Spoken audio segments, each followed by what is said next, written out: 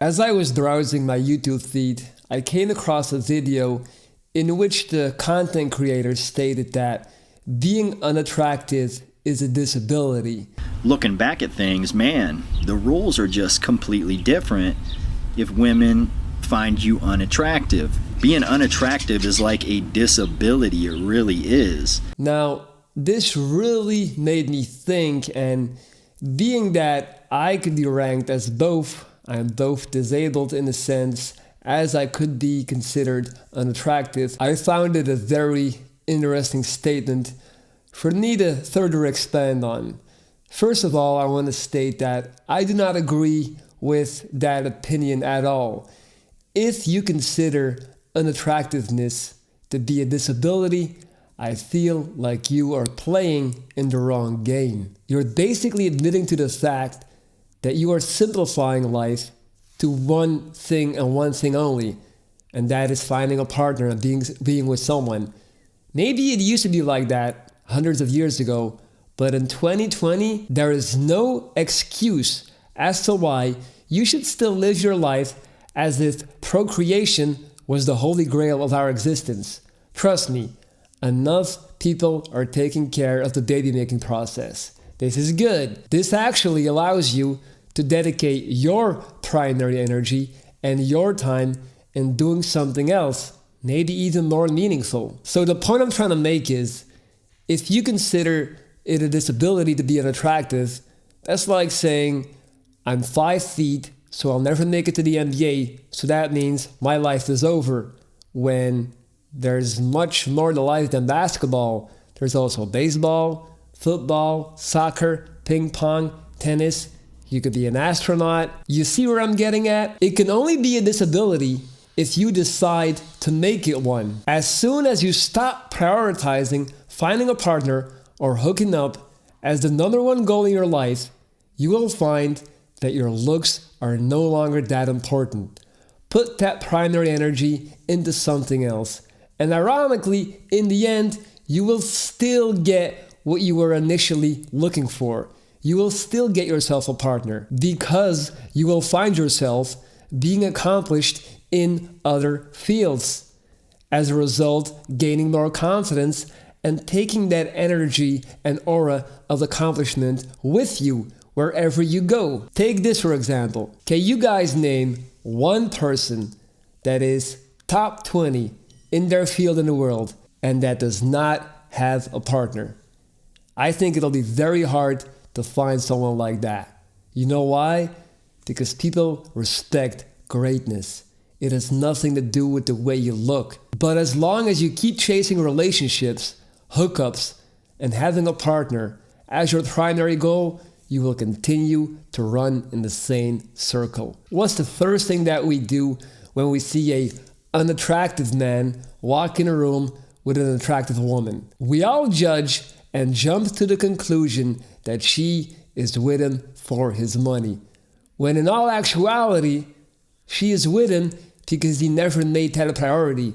He made developing a business, he made making money, he made developing a career and being successful his top priority. The woman is a byproduct of that, a byproduct of him having different priorities. If that same fat guy would have tried to make hooking up or having a hot wife his primary goal in life, he would still be a loser. He would still find himself frustrated, thirsty, trying too hard. Don't be that guy, and don't be the guy that judges him. That fat guy is a winner, whether you like it or not. And even if she's with him for the money, it doesn't matter. Because I can guarantee you that in his reality, he is far better off than he would ever have been had he chosen to chase relationships instead. In this case, it just came as a byproduct of him betting on himself and betting on the things that he knows he does well. Focus on your strengths. Stop trying to bring up your bad sides. Stop looking for this balance. It doesn't make sense to spend your whole life trying to become a professional marathon runner when you only got one leg. There's so many people out there right now who are just so dead set on not being single. We're living in a society where you can be anything but single. Being single is demonized to the point where a lot of people choose to remain in abusive and toxic relationships over the alternative of being single. When you're single, something is wrong. Because in this society, being single is like being sick. Something is wrong with you. Certainly, it cannot be your choice to be single. It is not your choice. You are single because you can't find anyone that is willing to be with you. That is always the general perception up until this day.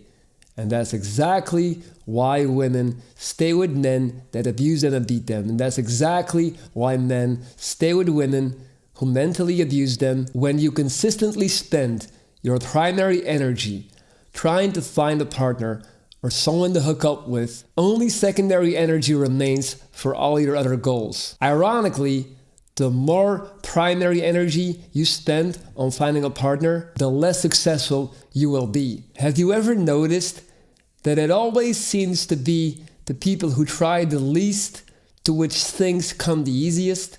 For example, in the context of dating, trying to find a partner, trying to hook up. Why do you think people use the terms try hard and thirsty and show off as negative labels to talk about someone that is pushing too hard to impress others? And that is never a sexy feature.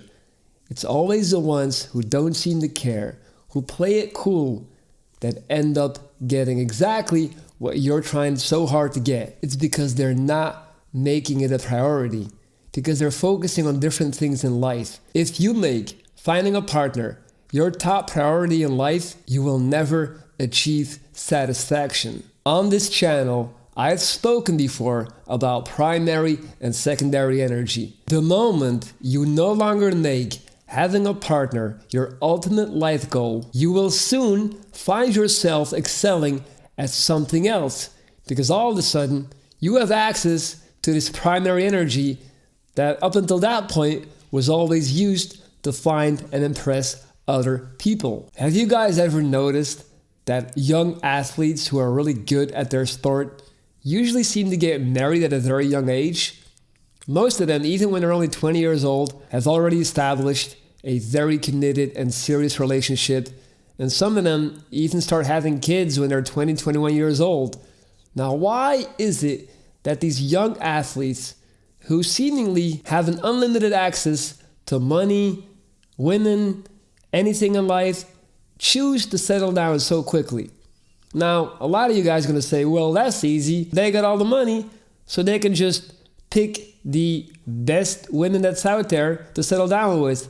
But then, if they have all the money and all the status, wouldn't it make more sense for them to remain single and just have fun?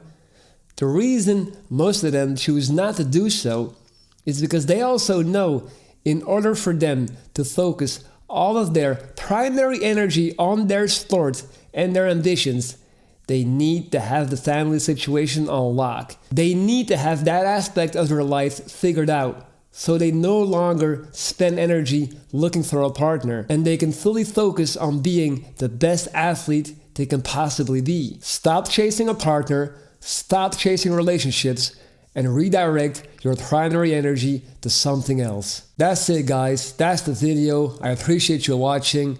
Comment below, let me know what you think. Don't forget to hit the thumbs up. It means a lot to my channel. It's your boy Wounded Viking, checking out. Do you need help making better decisions in your life? Are you lacking self-confidence and motivation to get things done? Hire me today and get a direct daily line of communication with me through video chat and audio messages. I operate on a week-to-week basis, so no long-term investment is required. 7 straight days of Viking advice will get you right on track. Email me at lorenz.dries@gmail.com and change your reality. I'm ready whenever you are. See you soon.